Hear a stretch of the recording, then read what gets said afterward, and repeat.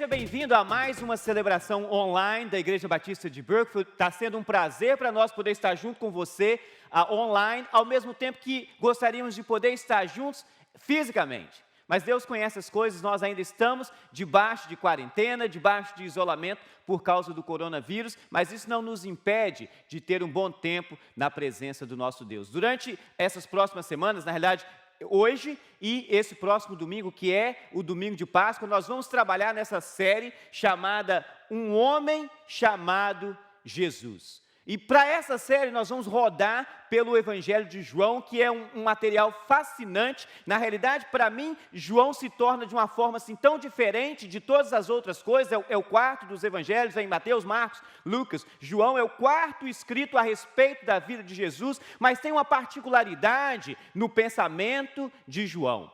Ele é o mais novo dos apóstolos, o único que morreu de morte natural, embora tivessem tentado matá-lo de diversas maneiras diferentes e não conseguiram. Porque o tempo dele era um tempo que Deus conhecia, a hora dele era uma hora que Jesus conhecia. Na realidade, para João, em todo o seu material, a tentativa dele, a expectativa dele era provar algumas coisas a respeito de Jesus Cristo. A realidade é que ele coloca diversas situações que aconteceram com o Mestre, ele narra diversos milagres, diversos sinais, e quando ele chega no final de todo o seu escrito, ele comenta o seguinte, que se fosse escrever todas as coisas que Jesus fez, ele diz que nem mesmo todo o universo teria condições de conter os materiais. E a tarefa dele é responder a pergunta: quem é Jesus? Quem é Jesus? E durante o seu material, durante esse seu escrito, essa sua tarefa de mostrar quem é Jesus, ele escreve todos esses sinais, ele narra todos esses sinais de uma visão de alguém que testemunhou. Alguém que estava ali. Ele estava com Jesus Cristo quando começou o seu ministério, ele estava com Jesus Cristo aos pés da cruz, ao lado de Maria, mãe de Jesus. E depois de escrever sobre diversos sinais, João diz o seguinte, em João capítulo 20, estes foram escritos para que vocês creiam que Jesus é o Cristo, o Filho de Deus, e crendo, tenham vida em seu nome. A tarefa de João, de mostrar, de provar que Jesus era o Cristo, o Filho de Deus, ele consegue, no modo como ele narra todos os eventos que ele pessoalmente testemunhou a respeito de Jesus Cristo. E como testemunha ocular, João diz: Jesus é o Cristo, o Filho de Deus. Quem é Jesus? O Cristo, o Filho de Deus. Esse é o tipo de pensamento que está na mente de João desde que ele começa a escrever o seu material, desde que ele começa a fazer as suas narrativas, ele tem guardado no canto da sua mente: Jesus é o Cristo, o Filho de Deus. As coisas que eu estou escrevendo para demonstrar, para conseguir mostrar ao mundo que Jesus é o Cristo, que ele é o Filho de Deus e que quando eles crerem, vão conseguir a vida eterna, que é só Jesus que tem condições de trazer. No capítulo 13 do Evangelho de João, onde ele começa a narrar os últimos eventos da vida de Jesus, na realidade, as últimas horas da vida de Jesus, e ele começa no momento em que eles estavam preparando a última Páscoa deles juntos, a última ceia deles juntos, e João diz, sabendo Jesus, isso é importante para a gente, você precisa ficar aqui e você precisa ter essa coisa no canto da sua mente. Jesus sabia das coisas que estavam para acontecer. João diz, sabendo Jesus que havia chegado o tempo em que ele deixaria o mundo e iria para o Pai, isso aqui é só uma forma diferente, uma forma mais sofisticada de dizer que Jesus estava para morrer. Ele deixaria o mundo e iria para o Pai.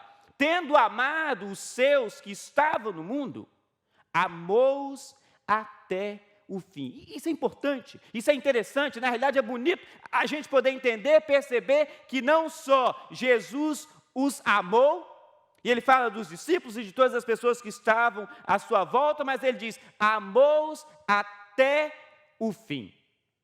Essa aqui é uma experiência, essa é a experiência de uma testemunha ocular que o Cristo, o Filho de Deus, demonstra um amor que nunca falha.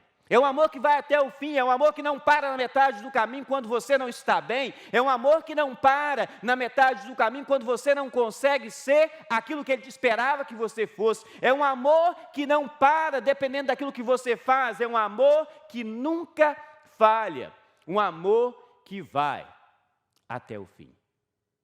Jesus não somente demonstra um amor, mas Ele é em si mesmo a mensagem de amor. O homem chamado Jesus, uma mensagem de amor. E é isso que o mundo precisa, é isso que nós precisamos no dia de hoje, uma mensagem de amor. E essa mensagem de amor é esse homem chamado Jesus. O Filho de Deus, o Cristo, o Messias prometido, Ele é essa mensagem de amor que o mundo precisa. O texto continua dizendo, estava sendo servido o jantar e o diabo já havia induzido Judas Iscariotes, filho de Simão, a trair Jesus. E eu queria parar aqui. E queria que você pensasse um pouquinho comigo a respeito de quem é que trouxe os pensamentos que estavam na mente de Judas. Quem é que tinha induzido Judas a fazer o que ele estava para fazer? Quem é que tinha induzido as ações de Judas? Na realidade, a gente vê aqui, o texto é claro, dizendo o diabo já havia induzido Judas. E a minha pergunta para você, nesse minuto, então, é o seguinte, quem é, ou o que alimenta os seus pensamentos, as suas ações? Quem alimenta, ou o que alimenta os seus pensamentos, ou as suas ações? As coisas que você faz, as coisas que você pensa, quem coloca na sua mente essas ideias? Quem coloca na sua mente esses pensamentos? No caso específico de Judas, o diabo apresentou para ele a ganância. Eu vou conseguir fazer um bom dinheiro traindo Jesus.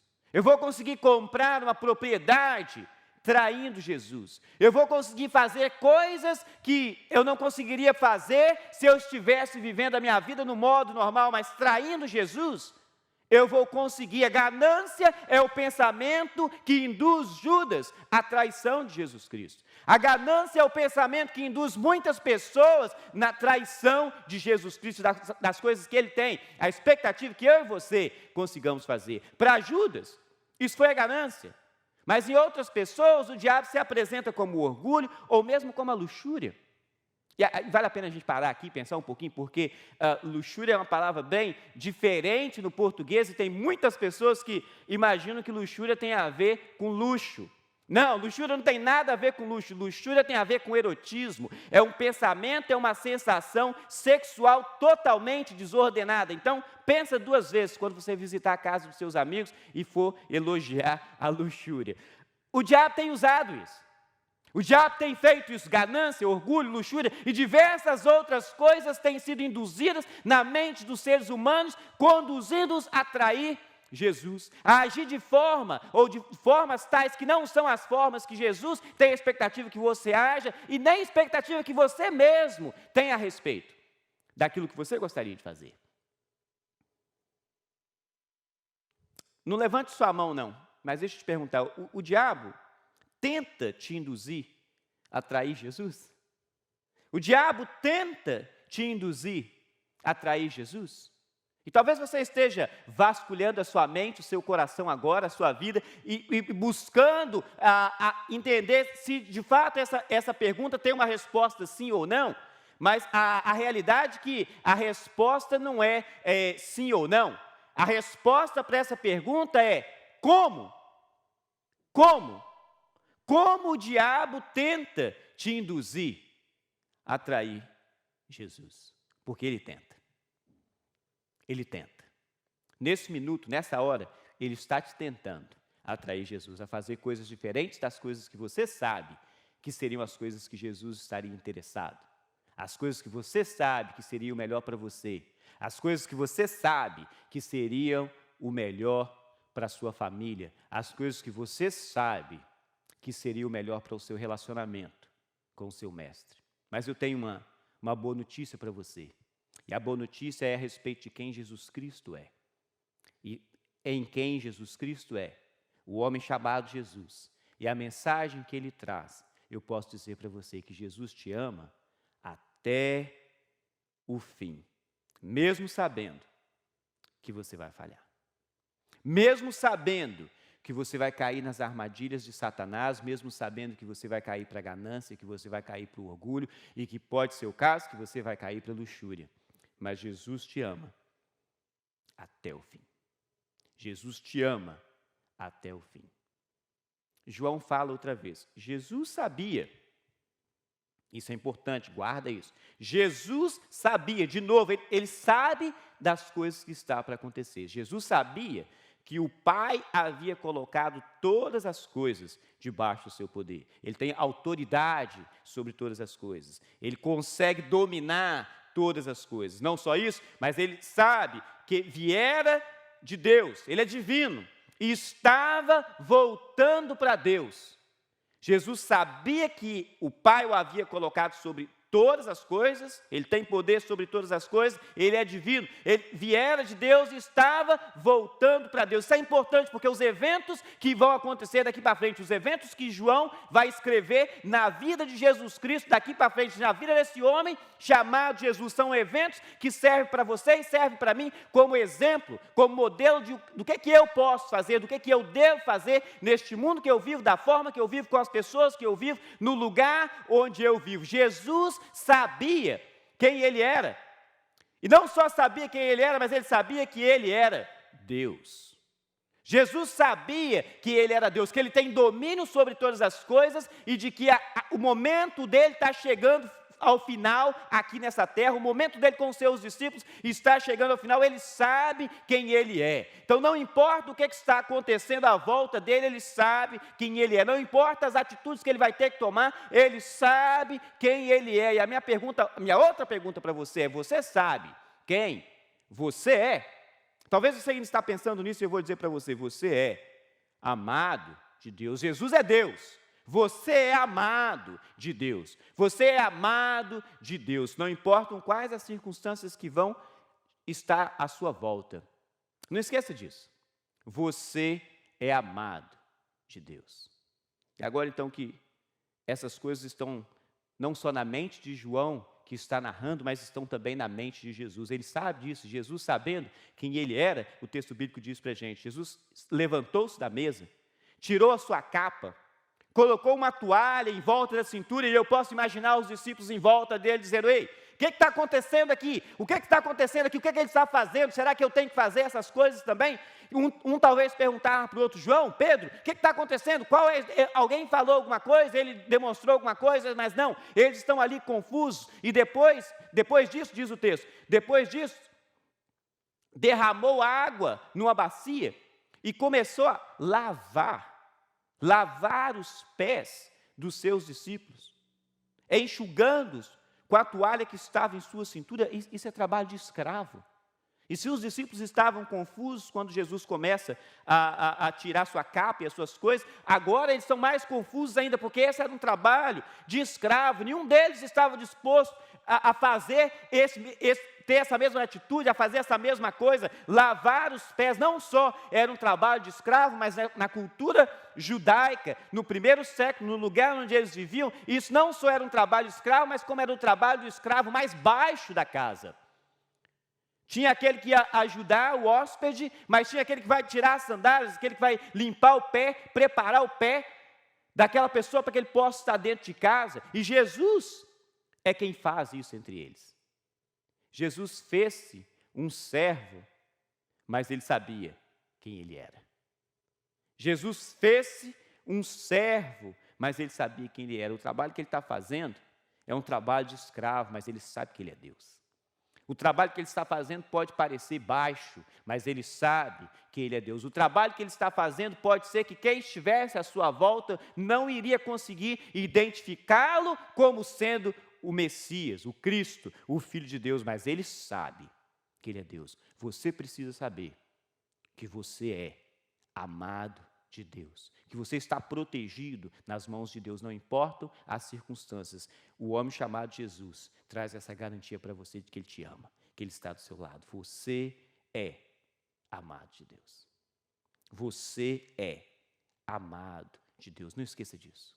Não esqueça disso, que você é amado de Deus. Chegou-se a Simão Pedro, que lhe disse: Senhor, vais lavar os meus pés? O texto escrito nem sempre a gente consegue entender muito bem e talvez pegar todas as informações. Será que Pedro estava gritando aqui com Jesus? Ou será que ele estava sussurrando nos ouvidos de Jesus?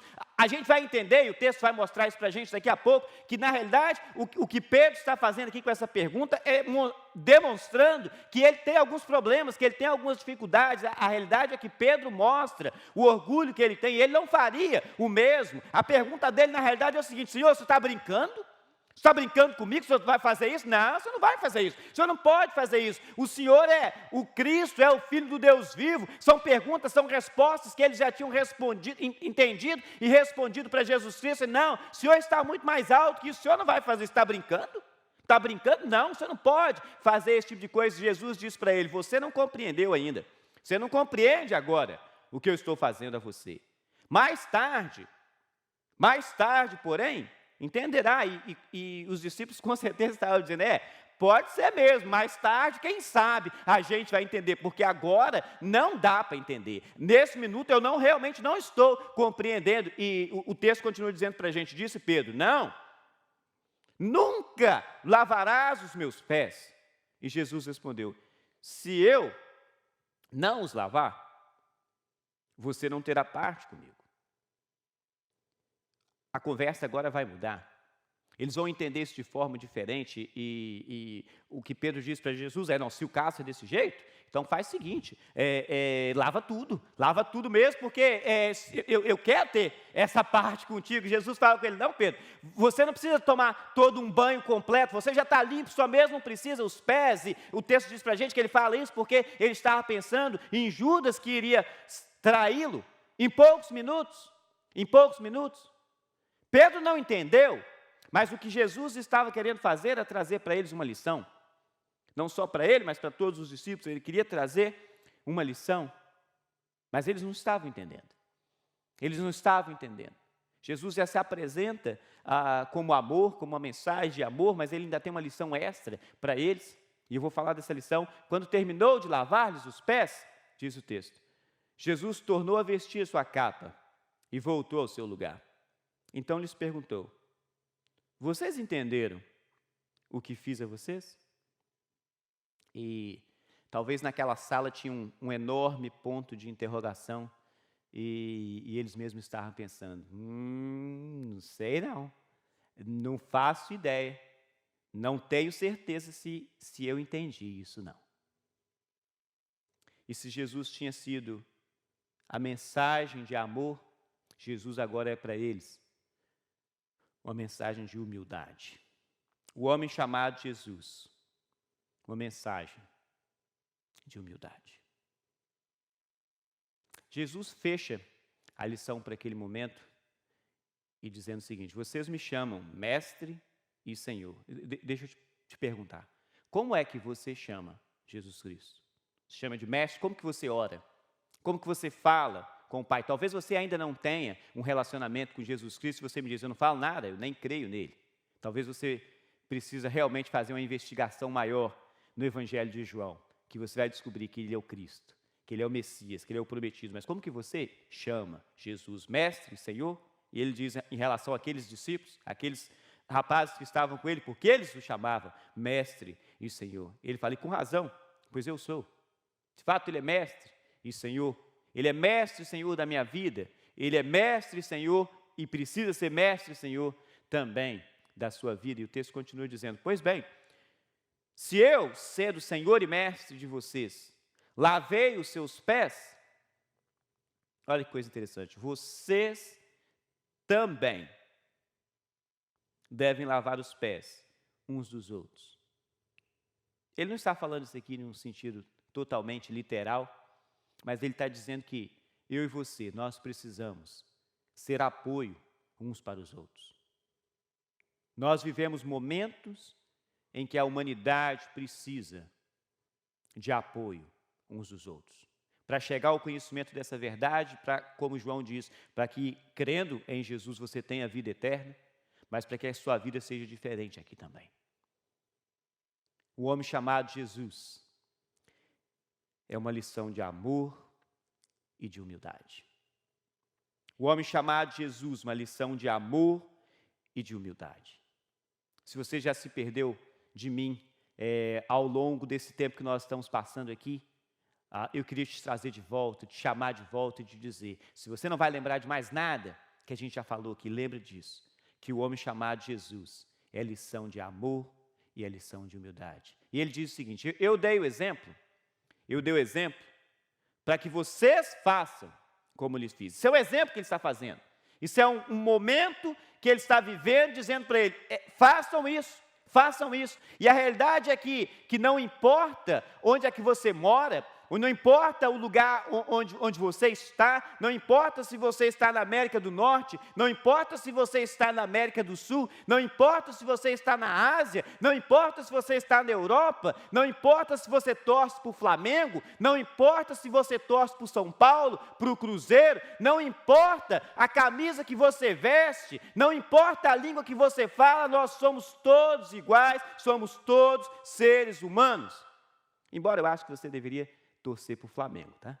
Digo verdadeiramente que nenhum escravo é maior do que seu senhor, como também nenhum mensageiro. Deixa eu te perguntar, você é escravo ou você é servo de Jesus Cristo? Você é servo de Jesus Cristo, você não é maior do que o seu senhor. Você é mensageiro, porque nenhum mensageiro é maior do que aquele que o enviou. Você é mensageiro de Jesus? Você é mensageiro de Jesus na escola onde você estuda? Você é mensageiro de Jesus no escritório onde você trabalha? Embora agora, nesses dias, os nossos escritórios são todos em casa, está todo mundo trancado em casa. Você é mensageiro de Jesus no lugar onde você trabalha? No lugar onde você vai? Você é mensageiro de Jesus na sua casa? O mensageiro, o servo, não é maior do que aquele que o enviou. Você é servo? Você é mensageiro? Você segue a Jesus? Se você segue a Jesus, lembre da lição de amor e humildade.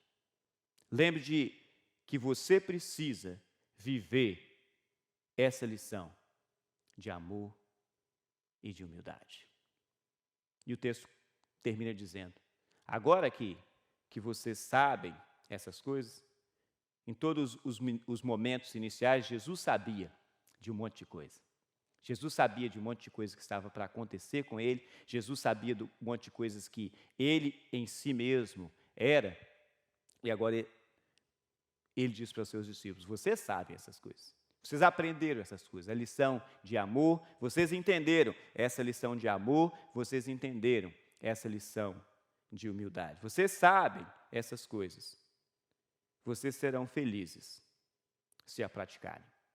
Só saber essas coisas, só conhecer essas coisas, não vai fazer diferença na sua vida. Só conhecer essas coisas, só saber essas coisas não vai fazer diferença na sua vida. Você precisa praticar. E o momento em que nós estamos na vida da humanidade é o momento em que nós todos precisamos praticar essas coisas. Porque é assim que nós vamos conseguir atingir aquilo que o Mestre nos chamou para fazer. Viva como o Mestre e Senhor, viva como o homem chamado Jesus. Meu Pai, na Tua presença, Senhor, nós estamos.